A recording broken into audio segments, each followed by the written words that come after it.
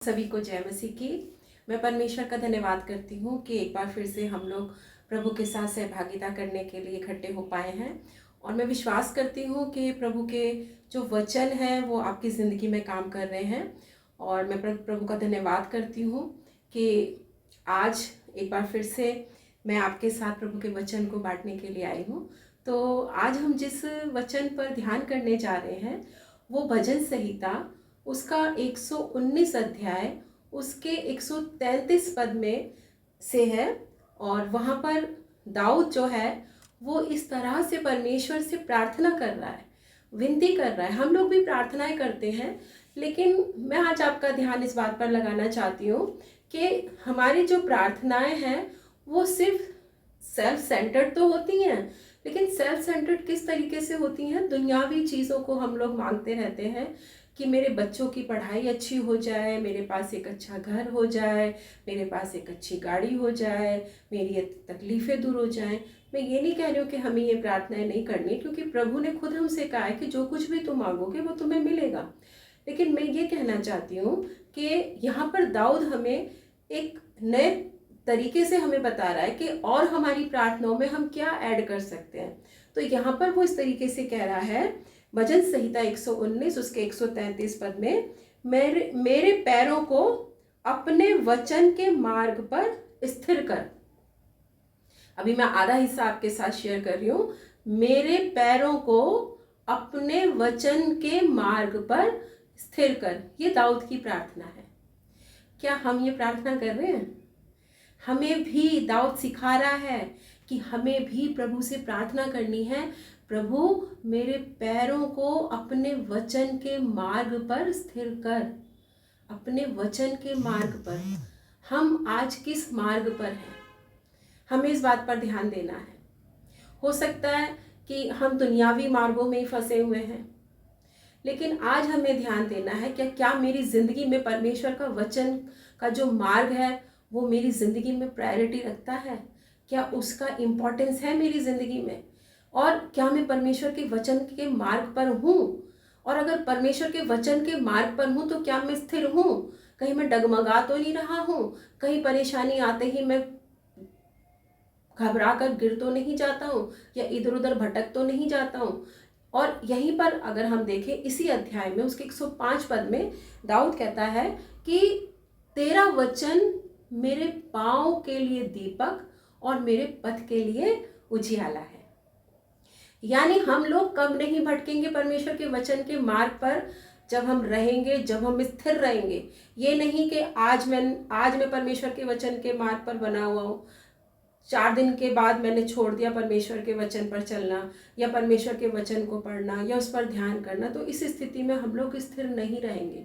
परमेश्वर के साथ का जो संबंध है वो रोज़ का संबंध है, वो हर समय का संबंध है। जिस तरीके से हम अपने अजीज़ों के साथ, अपने बहन भाइयों के साथ, अपने बच्चों के साथ, अपने जीवन साथी के साथ नियमित रूप से एक संबंध में बंधे रहते हैं, हम उनके साथ कुछ कुछ दिनों के गैप में नहीं मिलते हैं, या कुछ कुछ दिन के गैप में उनसे बात नहीं करते हैं, तो परमेश्वर को फिर हम क्यों इतना इग्नोर करते हैं, या उसको हम इतनी प्रायोरिटी नहीं देते कि जब जी चाहे हम उसके पास आ जाते हैं और जब जी चाहे हम उसको छोड़ देते हैं, उसको इग्नोर कर देते हैं। तो यहाँ पर दाऊद यही कह रहा है कि हमें स्थिर रहना है। अगर हम परमेश्वर के वचन के मार्ग पर हैं तो ये बहुत खुशी की बात है, लेकिन उसके वचन के मार्ग पर रहने के साथ साथ हमें क्या करना है? उसमें स्थिर रहना है, दृढ़ रहना। और ये हम अपनी सामर्थ्य से नहीं कर सकते, क्योंकि हम इंसान हैं, हम एक पापी संसार में रहते हैं। और दाऊद हमें सिखा रहा है कि हमें क्या करना है। जब हम खुद कुछ नहीं कर सकते तो हमें प्रभु से प्रार्थना करनी है कि प्रभु मेरे पैरों को अपने वचन के मार्ग पर स्थिर कर। और आगे वो क्या कह रहा है, उसकी दूसरा जो हिस्सा है इसी पद का, वो कह रहा है, और किसी अनर्थ बात को मुझ पर प्रभुता ना करने दे। हम लोग कब प्रभु के वचन के मार्ग पर स्थिर नहीं होते हैं? जब किसी अनर्थ बात का हम पर कंट्रोल होता है, जब उसकी प्रभुता हमारी जिंदगी में होती है। क्योंकि जब उसकी प्रभुता हमारी जिंदगी में होती है तो परमेश्वर सेकेंडरी हो जाता है, वो चीज़ हमारे लिए प्राइमरी बन जाती है, स्पेशल बन जाती है, और हम प्रभु को सेकेंडरी कर देते हैं। तो आज हमें इस बात को देखना है कि ऐसी कौन सी चीज़ है जो मुझ पर प्रभुता कर रही है, ऐसी कौन सी बुराई है, या ऐसी कौन सी संसारिक अभिलाषा है, या ऐसा कौन सा व्यक्ति है जिसने मुझ पर प्रभुता की हुई है कि मैंने परमेश्वर को सेकेंडरी कर दिया है। और इसके लिए बहुत ज़रूरी होगा, जैसे मैंने अभी आपको बताया, कि हमें प्रभु के वचन, जो उसका वचन क्या है, हमारे पाँव के लिए दीपक है। जब हम अंधकार है और हमें समझ नहीं आ रहा कि हमें क्या करना है, प्रभु का वचन हमें गाइड करता है कि अब हमें क्या करना है। आपने कई बार ये महसूस किया होगा कि जब आपको कुछ समझ नहीं आता और आप परमेश्वर के वचन को पढ़ते हैं तो परमेश्वर का वचन आपसे बात करता है। तो सच में वो दीपक है जो हमारे को बताता है कि हमें आगे बढ़ना है, किस डायरेक्शन में जाना है।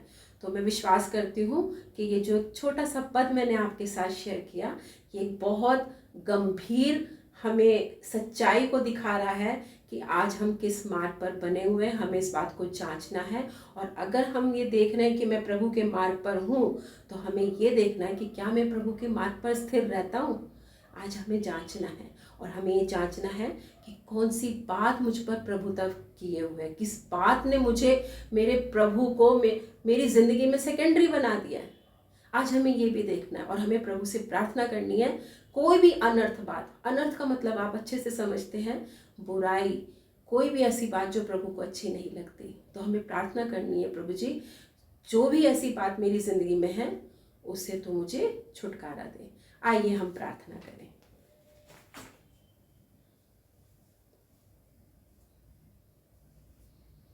धन्यवाद के साथ प्यारे पिता, हम आपके पास आते हैं, और आज हम भी दाऊद के समान आपसे प्रार्थना करते हैं कि मेरे पैरों को अपने वचन के मार्ग पर स्थिर कर, और किसी भी अनर्थ बात को मुझ पर प्रभुता ना करने दे। अपने सभी सुनने वालों के लिए, अपने लिए मैं यही प्रार्थना करती हूँ प्यारे पिता, कि प्रभु जी आपका ये वचन हमारी ज़िंदगी में पूरा हो, कि प्रभु हम आपके मार्ग, जो आपका वचन का मार्ग है प्रभु, हम उस पर स्थिर रहें, और किसी भी अनर्थ बात की हम पर प्रभुता ना होने पाए। प्रभु जी हमारे हर एक सुनने वाले को आप आशीष दें, और जो भी उनकी आवश्यकताएं हैं प्रभु, हो सकता है प्रभु उनके पास अच्छा काम नहीं है प्रभु, आप उन्हें एक अच्छी नौकरी दें। हो सकता है प्रभु अपने परिवार में वो आर्थिक तंगी का सामना कर रहे हैं, प्रभु जी आप अपने महिमा के धन से उनकी हर घटी कमी को पूरा करें। हो सकता है प्रभु जी कोई बीमार है, शिफा चाहता है प्रभु, आपने कहा है कि मैं तेरा इलाज करके तुझे चंगा करूँगा, प्रभु आप उन्हें चंगाई दें। हो सकता है प्रभु अपने प्रियजन के लिए, अपने बच्चों के छुटकारे के लिए प्रभु को प्रार्थना कर रहे हैं प्रभु। अगर कोई भी किसी भी बंधन में है प्रभु, तो आप प्रभु जी, आपने कहा है कि मैं बंदियों को आज़ाद करने के लिए आया, प्रभु यीशु ने कहा। प्रभु आज आप उनके हर बंधनों को खोल दीजिए, और जो वचन आज उन्होंने सुना है प्रभु, वो उनकी ज़िंदगी में कई गुना आशीष लाने वाला हो सके।